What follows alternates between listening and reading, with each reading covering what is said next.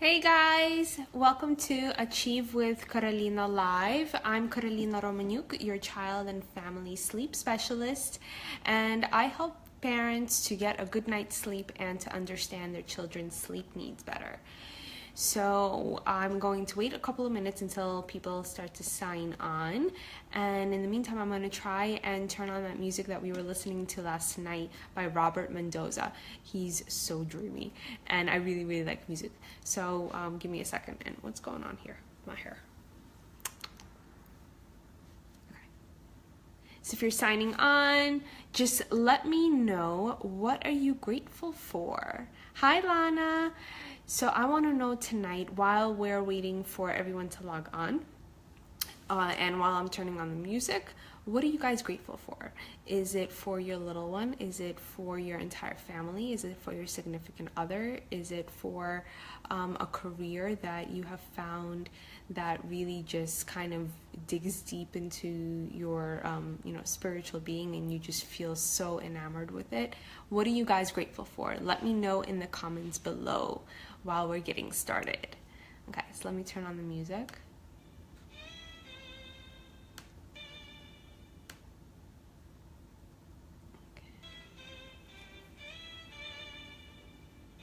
So nice.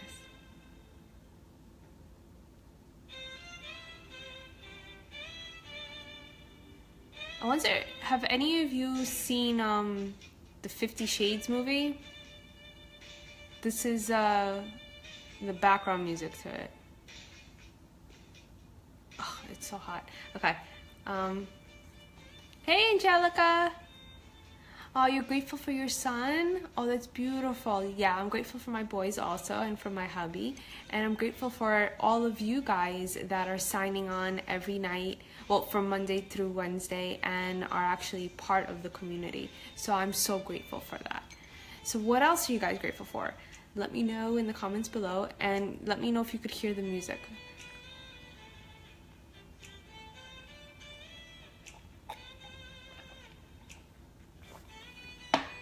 I'm gonna give it a couple more minutes. So everyone that's signing on right now, you guess your hubby too. That's a good one. So everyone that's signing on right now, I'm Carolina Romaniuk, and if you're watching the replay, I'm a child and family sleep specialist, and I help parents to get a good night's sleep and to understand their children's sleep needs better. So tonight what we're going to be talking about is toddlers. So if you have a toddler, this is an awesome video for you to watch.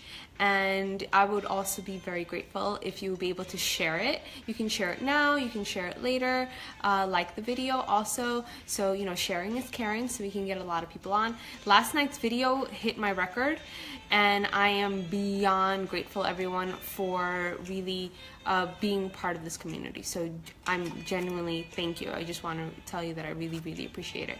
So Victoria, hi Victoria. I'm grateful for my boys and that they sleep well. That's beautiful. So we love sleeping babies. Okay, so I guess we will begin, and hold on. Let me know if the music is bothering you, so then I can turn it off, but I think it's really nice in the background.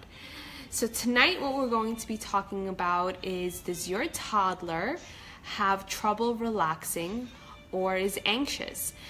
This could be, you know, anywhere from a year old. It can be also up until 6, 7, 8 years old as well. So it works for older kids too. I'm going to give you a couple of successful ways in how to go about this. So some of them are applications that you can download on your phone, and some of them are methods that you can use. Hi Patricia.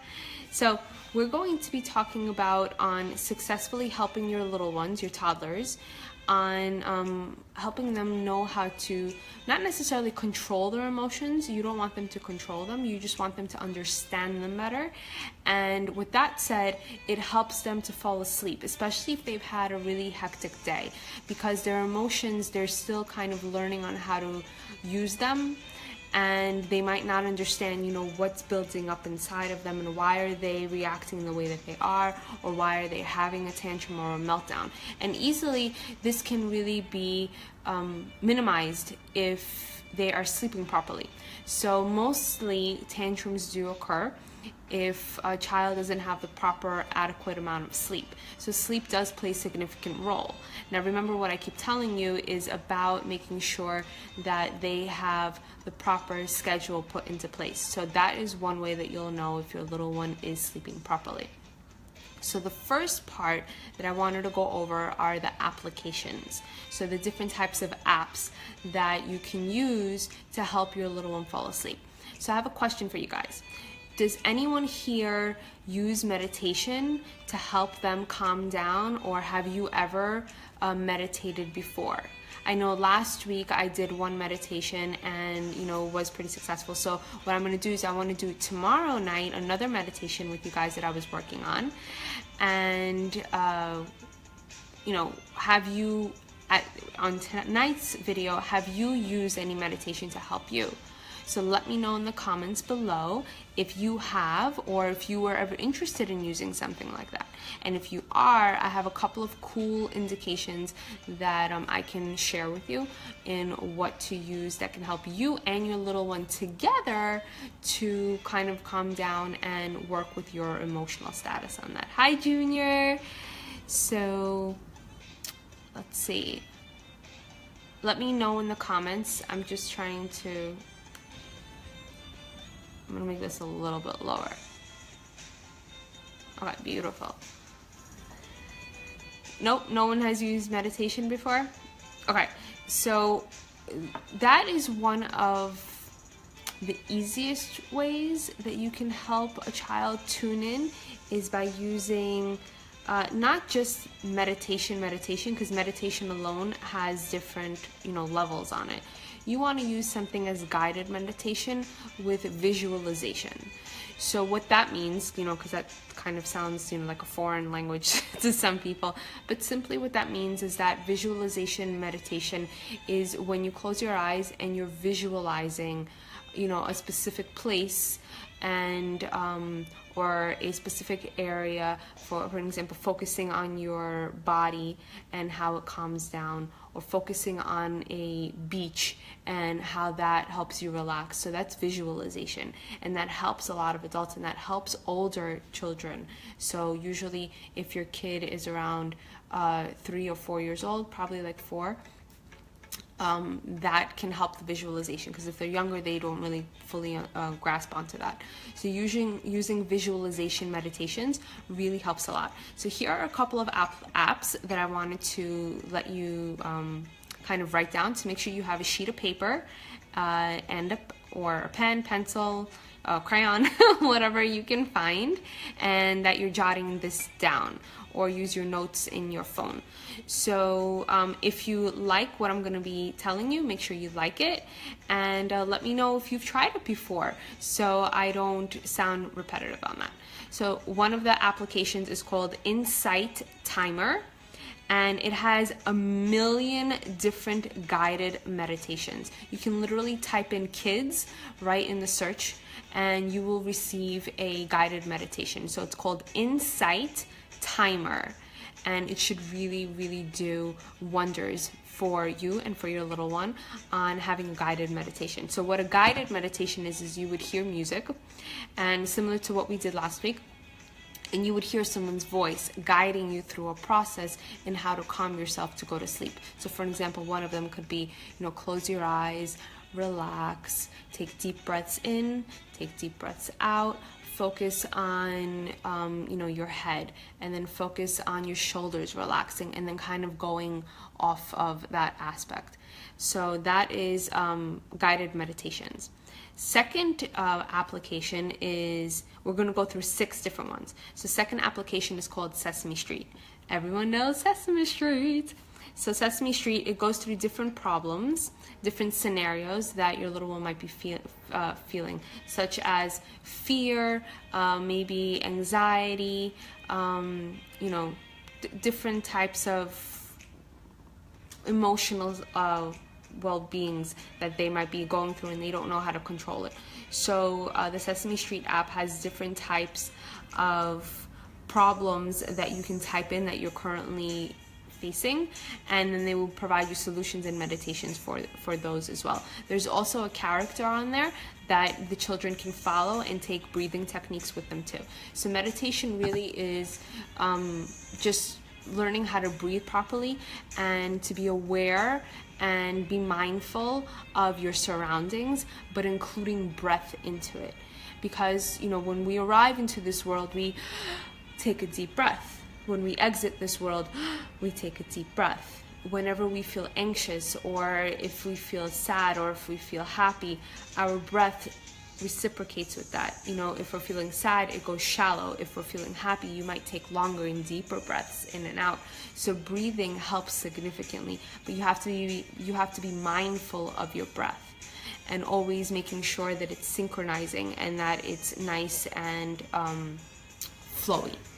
So helping to learn breathing techniques with your little one is very important as well. The third one is called Go Zen. Hi Jane, hi Alex, thanks for joining, guys. So just to do a recap, because I'm seeing that we're getting a lot of people on. Hi Paige.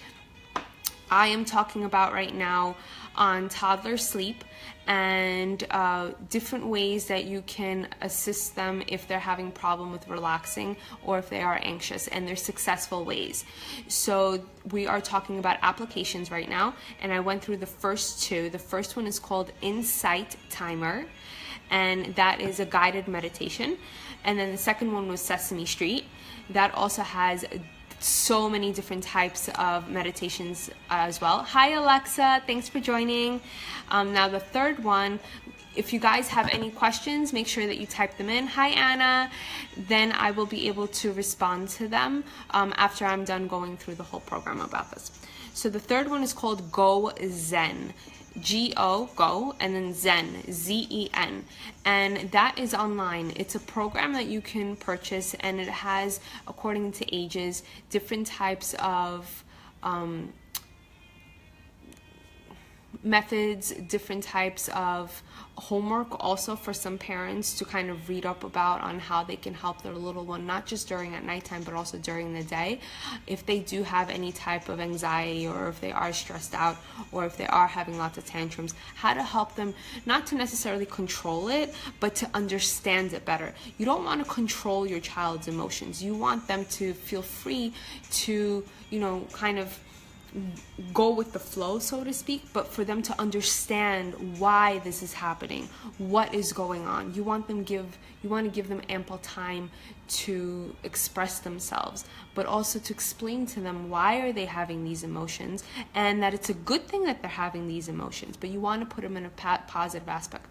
You don't want to tell them, no, you shouldn't be feeling like that, or no, you should not be crying, or no, you should not be angry at this point. It's normal for them to feel these pieces, but at the same time, for some children, it's very difficult for them to control it, or they kind of don't know where to go, or they don't understand why they're having these emotions. So having a resource such as Go Zen is very, very important. They were also mentioned in that event that I went to with for Dr. Shefali. It was a couple of months ago that I attended. So she had Go Zen that was there. They were one of the people, one of the vendors. So I fell in love with their program, and you can buy books, workbooks. They have cartoons. It's an entire program that's online. So check that out too. So again, as a recap, the first one is Insight Timer. The second one is Sesame Street. And then the third one is Go Zen. Now the fourth application is Smiling Mind. That one also does meditations as well. Now again, most of these you can use for yourselves too. It doesn't have to necessarily be just for your little ones. The fifth one, 5, is called Go Noodle.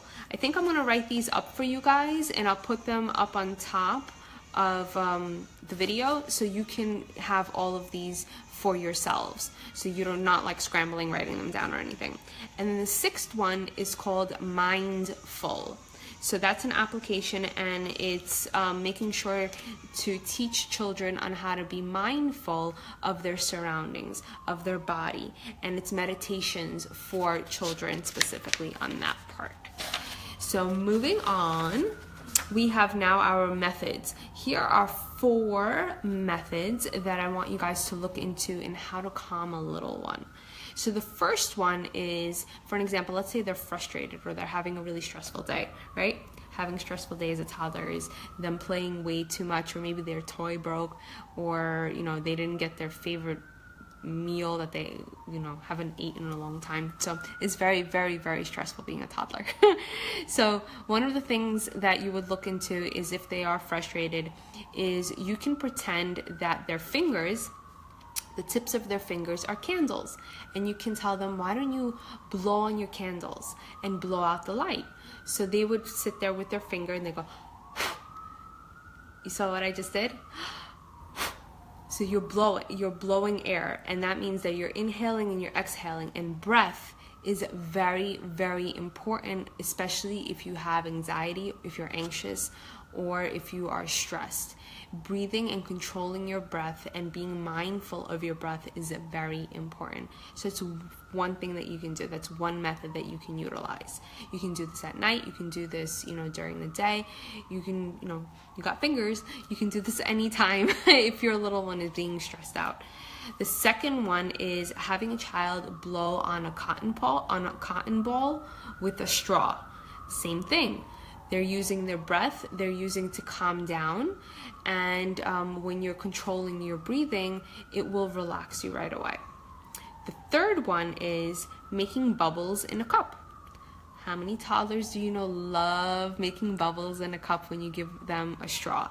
Mine always did that all the time. So it's fun for them, and that's how they can control their breathing. That also helps them as well if they're coughing a lot and they need to kind of like let the air to be controlled. So using a straw in a cup with some water, just having them blow on the bubbles, that helps as well significantly to control their breathing. And then the fourth one is calming jar. Have you guys ever heard of a calming jar before? Let me know in the comments below. Say yes, give me a thumbs up, let me know.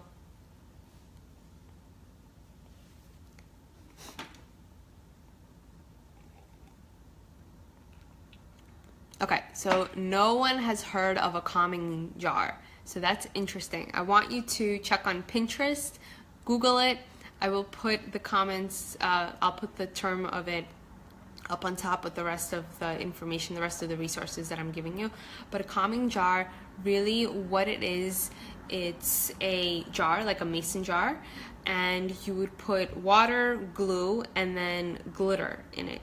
You would close it up, shake it, and then it's kind of like a snow globe almost. And what you use it for is I know that they use it significantly for anxiety patients and older people and also for kids that are having tantrums and trying to kind of switch them back into relaxation really quickly. So what they do is they stare at this jar, and if you shake it and it has the glitter in it, some of them you could put toys in it. Some of them you can put, like different types of pebbles in it. Just something that takes their mindset off of what is kind of happening and restructuring it to a specific prop. So you can check on Pinterest. They have thousands of different types of calming jars. You can use them for adults also. Coloring is another aspect that helps with frustration as well. Sometimes it works for me also. I do coloring as well when I have to go to sleep and my mind is just racing and I need to kind of shut it off. So I would just color, and it does help significantly on that part. So a recap of our applications and our methods, and then I'm going to take questions. So the first application is called Insight Timer. Second one is Sesame Street. Third one is Go Zen. Fourth is Smiling Mind. Fifth is Go Noodle. Sixth is Mindful. And then our methods are When they get frustrated, to use their fingers to pretend as though they are candles and you're blowing the candles out. Second one is for them to blow with a straw on a cotton ball and maybe like have that go around on the floor or maybe like on a table. It promotes control in breathing. The third is making bubbles with a straw in a cup. And then the fourth is using a calming jar. So those are the successful resources that I wanted to let you guys know, and what you can do to help your toddler if they are anxious, if they are having, any type of stressful moments and you're having a really hard time putting them to sleep. Of course, schedule is very important. You want to look into their schedule. I'm not going to shy away from that. If they are having tantrums, most likely it's because of lack of sleep. And if their sleep is perfected and they're still having tantrums, they're a kid. They get to have tantrums as long as you help them go through it and you don't penalize them for having a tantrum. You want them to understand what is happening when they are in that moment of time. Maybe you might need to give them some time by themselves, some quiet time. There are different ways that you can look into that. Also, if you want to do a little more research on pieces like this, there's an awesome blog that I love reading. Her name is Janet Lansbury. And she's phenomenal in helping with parents and understanding a little bit more on managing tantrums, managing type of anxiety in kids and stuff like that. So I really would want you to look into that aspect as well. So let's see, what are the awesome questions that we have today? Okay.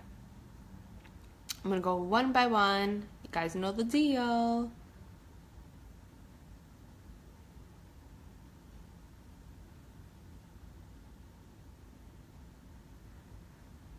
Oh, Manzo, you're grateful for your son, but he had a regression. But you're still grateful for getting somewhat sleep. Awesome, girl. Okay, Angelica, you have a bunch of questions. Woo! I guess tonight's video is what you were waiting for. So let's see. So, not sure if you remember, but my 2-year-old always napped in the car. I know, bad, but slept really well. Just started having him sleep in his crib successfully. Awesome job. So I wanted to know if I should start to use blackout shades and or white noise, which he never had before. So again, the white noise and the blackout curtains, those are there to maximize sleep. If he's sleeping really good, you can go ahead and continue on with how he's getting used to the crib and him sleeping in the room, but ideally it does help significantly, and especially during the day. So it doesn't hurt to try them, but it's there to really maximize on sleep. So I would look into something like that, into the blackout curtains and the white noise. Page. Off topic, last 3 nights my girl has been up in the middle of the night for at least an hour. She's 18 months and teething. I realized that could be a part of this is new. Advice. So teething, I did a video on that. That is usually not the case. Now, if a little one doesn't have proper sleep hygiene put into place, what happens is when they are teething, their lack of sleep, their sleep deprivation starts to increase levels, and then you add the teething onto it and then the no sleeping, and then that just kind of falls apart after that. So the first thing that I would want you to do, Paige, is to look into your little one's schedule. That plays a huge role. So if it's only been 3 nights that she's been waking up for at least an hour, I would look into what has changed in her schedule. If she was sleeping really well before, keep a diary for yourself, see if there are any patterns that start to form. And if if a week passes by and nothing has changed, then I suggest for you to give me a call, contact me. You could email me at itsme@achievewithcarolina. You could private message me, or you could contact me through my website. So I would wait for at least another couple of days to see if anything has changed, and keep a sleep diary for yourself. To see any type of patterns that would form. So I hope that answered your question. Let's see who else. Alexa, Hi, Alexa. So your 18-month sleep regression creeping up on us. Separation anxiety is really growing. Yes, that does happen. Tips for supporting emotions while maintaining the limits. So those factors that I was just talking about before, about the apps and also the methods, those do help. And with the regression period, all that means is that she's growing and she's hitting a new developmental milestone. So ideally what you want to do is you want to maximize on sleep as much as possible and make sure that she is getting enough, or he, because you didn't mention if it's a girl or boy, if they are getting proper sleep during the day and at night. So keep a sleep diary for yourself as well, and then just see how much sleep that they are receiving and that it's balanced for their age that they need it to be. So I would look into the schedule and make sure that they are getting as much sleep as possible during that time frame. If separation anxiety is really growing on you, I'm wondering if you had it before and now with the peak of 18 months, because it also happens at 8 months as well, that at 18 months when it peaks at a really high part, that it was just an addition to what was happening before. So if that is the case, there are a couple of things that you can look into. Playing peekaboo, giving your little one some more freedom time. For an example, you can, put them down in the living room or in a playpen or anything like that and just tell them that I'm going to be right back in a minute, and just maybe go to the kitchen or an area that you can keep an eye on them, but be away for maybe like a couple of seconds or something like that so they can kind of have some independent time on their own. So those are a couple of ways that you can help on that part. If the separation anxiety is a lot more intense than that, then you would want to look into something different, and we can work kind of on that. But I would also look into the resource that I was mentioning, Janet Lansbury. She is phenomenal with explaining other pieces on separation anxiety as well. So I hope that answered your question, Alexa. Let's see. Who else got questions? Amanda, this is great info. My little guy has been smacking himself in the head a lot in the last 7 weeks. I feel like all of this will help him. Yes. So if he is physically using, physical not associations, but methods to kind of calm himself down, you want to regroup that and make sure that it's going into a different factor. So using these pieces, using guided meditation does help a lot. Sometimes I use stuffed animals also. If a child starts to like pull on their hair, if they start to become headbangers on the rails of the crib, you want to kind of retrace that and maybe help them indicate that in another way. So you would show them, for an example, using a doll or like a stuffed toy, and would say, how would we put Teddy to bed?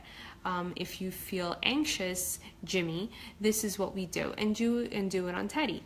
So you would kind of go with the flow on that part and reciprocate something else on a toy. So that can help you too, Amanda. Let's see, who else? Paige, you have to put the baby down? Okay, I hope you can join later.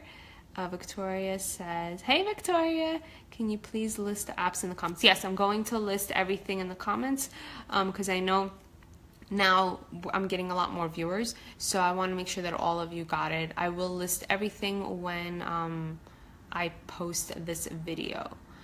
So let's see, I'll put it in the comments, and I'll also put it on the top of the description when I do the video. So I'll put them both, so you guys don't lose them. Angelica says, so even though he's sleeping in his sleep, not as good as it would be with the shade and noise.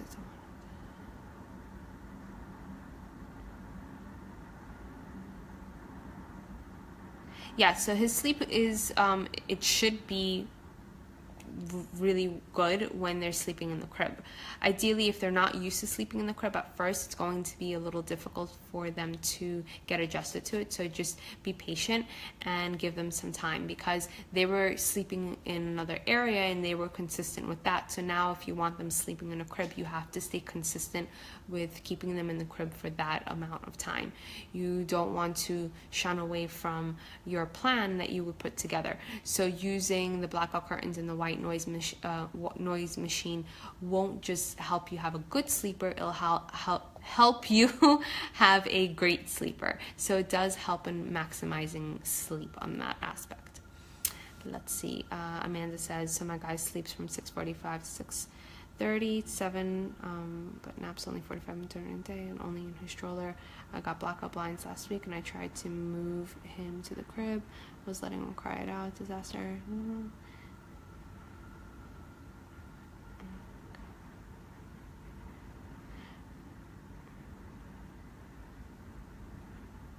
Okay, yeah, that was long. So, Amanda, since he's sleeping in the stroller and he's taking 45-minute naps, first thing is I would need to look into his schedule a little bit closer. His wake up times, I would need to look into. His morning is pretty good. His bedtime is pretty good from what I'm seeing. The fact that he sleeps in a stroller, that means that he has gotten used to a small area of space and he's gotten used to motion.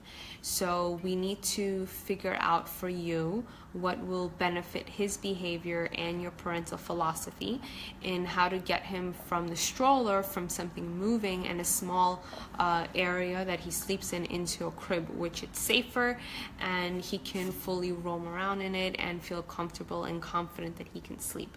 So why don't we just schedule something one-on-one so I can give you proper guidance on that, and we'll take it from there. Sound cool? Hope so. Give me a thumbs up. So hi Yana. Let's see. My pleasure, Alexa. Hi Penny.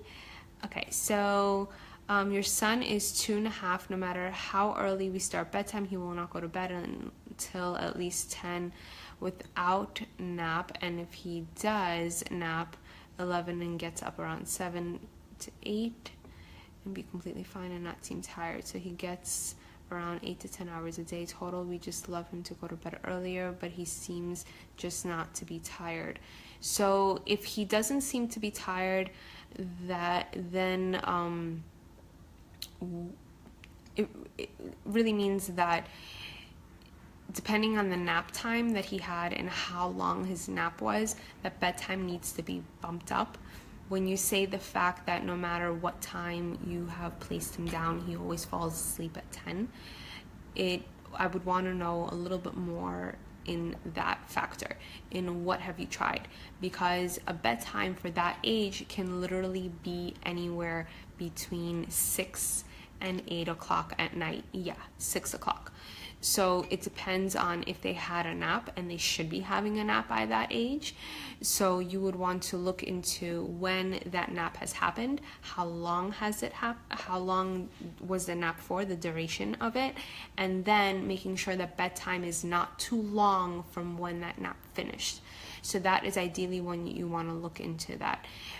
We would want him to go to sleep a little bit earlier, and there are a couple of ways that we can go about that, but at least I want to know from the beginning part of that. So what I would do is I would have you message me, and I wonder if you have a sleep diary. If you don't, keep one for yourself and then send one to me after a couple of days so I can kind of look at it, and then we can go from there and I can guide you on what to do from there.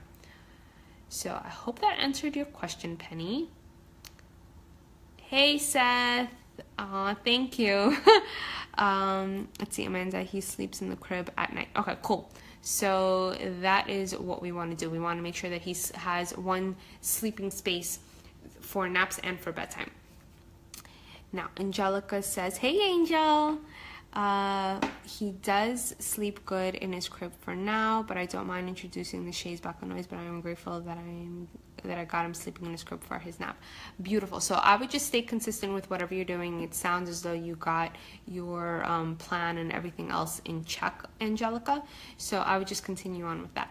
And, just introduce things little by little. So are there any other questions, guys? Do you have any questions about the applications that I was talking about, the methods that I was talking about, anything at all that's bugging you regarding sleep? Let me know in the comments. If you are watching the replay, thank you so much for, taking the time out of your day to sit and watch the replay. And thank you guys so much that are watching me live, taking time out of your evening to spend it with me. So let's see, Alexa says, when is the best time to use the apps? You would want to use them maybe like a half an hour, not a half an hour, like 45 minutes to maybe an hour before bedtime. Your whole purpose is going to be part of the routine. So if you're using the guided meditation applications, you would use that as part of your routine. So you can use it, right before they go to bed, just kind of like a half an hour before they go to bed to prep their body, because it takes some time for children that are anxious to tune out, like the outside environment, and to kind of be in tune with their body. So you would want to really focus on aspects on that.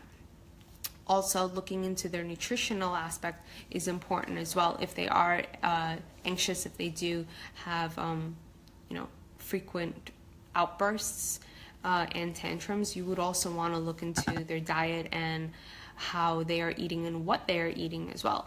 So if you have any questions on that, I do have a couple of people that I would highly recommend, to connect with and to see a little bit more in that. So sleep is not just sleep, it's your overall health. So without sleep, there is no health, right? But at the same time comes in what is the rest of your body and how it functions, and the overall healthness of, how your body is functioning. Easy, right? What I just said. So really what that just simply means, what I was trying to say, is that you need to make sure that your child's sleep is priority, but also their nutritional intake is priority as well, and making sure that everything is balanced, because how they are reacting to the world is also what is happening on the inside. So we want to, not just look at their behavior and not just look at sleep, but we want to look at the overall health of your little one. So Angelica says, are the apps something to be watched or listened to? Because if I put it on my phone, then we will want to look at it. And I know you said no TV. Yeah, so no, those are I will let you know the ones that are, that you have to watch, but you can watch them an hour before bedtime. There are 2, Insight Timer and what was the other one? Smiling Mind and Go Noodle, the 3 actually, that you can listen to. And those are just guided meditations. So I would, just plug that in and listen to that. Then if they are ones that you would watch, that would be approximately like an hour before bedtime, just to kind of unwind and to prep the body for sleep. So, that's when you would use it. But good catch on that, Angelica. Awesome that you're listening to my videos and to what I am, helping you guys and advising you on. So I think those are it for our questions tonight. Tomorrow I want to do another meditation with you guys, since last week it was pretty popular. I was going to do one tonight, but I figured Wednesdays are pretty good to do them, because you're, in the middle of the week, and it can kind of set you off towards the rest of the week to be nice and relaxed. So we'll do it tomorrow, and I'll do it towards the end of the video as well. So let's see, Victoria says, my 2, almost 3-year-old stopped napping. Sometimes he falls asleep between 5 p.m., but I take a damp cloth and wake him up after 15 minutes, and I make him hold out for sleeping until bed. Do you recommend that? No. I recommend that your little one should be still napping. So some kids, they start to go away from naps around that age. I would still enforce it. So I would still put your little one down at their nap time, what they were used to, and stay consistent with it. Eventually he'll get back onto it. Like my 6-year-old still takes naps. So, and my 4-year-old still takes naps. So that's what you want to do. If you notice that they are not taking it after some time, then at least give them quiet time where they can wind down and they could kind of, you know, just not be in such an energized mode. So you can give them, you know, like to play with blocks, to color, you know, to read. You can do one of these videos also to kind of calm them down. So just doing some sort of an activity with them. If you've noticed after a certain point, maybe like a month, that you've been staying consistent and they still have not had any naps. So that's what I would do. But it's a good thing that you are having bedtime early. 7 o'clock is really good to compensate for the lack of sleep during the day. So if you do notice that they are not taking the naps and they're having that quiet time, I would still do approximately the same bedtime as you were doing. But awesome job, Victoria, on that. My pleasure, Angelica. And Miriam has the last question. So at what age do they not need naps anymore? So like I was mentioning with Victoria's question, is that some kids, they start to wean away around closer towards 3 years old, just, you know, some not taking naps, and they can still take naps up until 6. You know, I take naps. So my son, he's 6 years old, my oldest, and he still takes them. So you want to try and still embed the naps and to give them enough time to, you know, relax during the day. If they are skipping naps, then you would at least implement with them quiet time to do that. So Ashley asks, and then we are going to sign out for the evening. Let me open this up because it looks like a long post.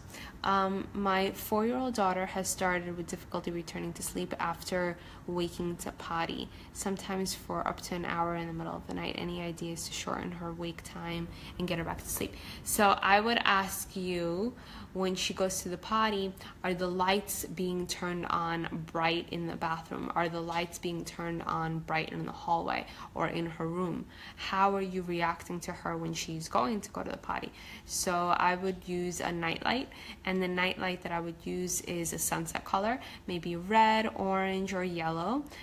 Brighter colors like blue, green, purples, or pinks, they suppress your sleep hormone and they wake you up. So I would make sure that the environment that she is in when she has to go potty, that it's nice and calming and it's still healthy and conducive to sleep.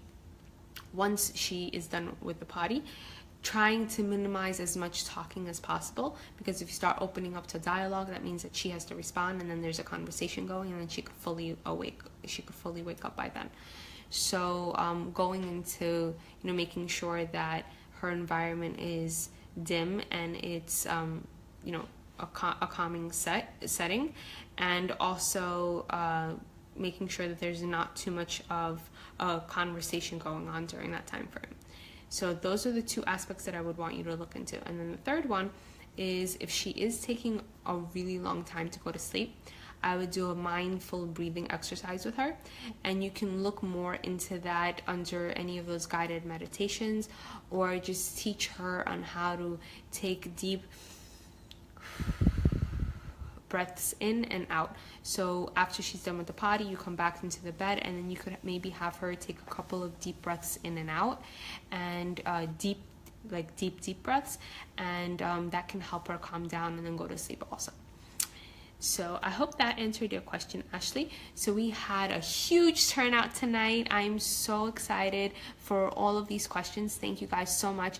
If you have any specific topics that you want me to talk about, make sure to message me to let me know, and I'll be able to chat about them on the next video. So until tomorrow, 10 p.m. sharp, I will see you then. Sweet dreams, everyone, and I love you, and thank you so much for being part of my team. Love you. Bye.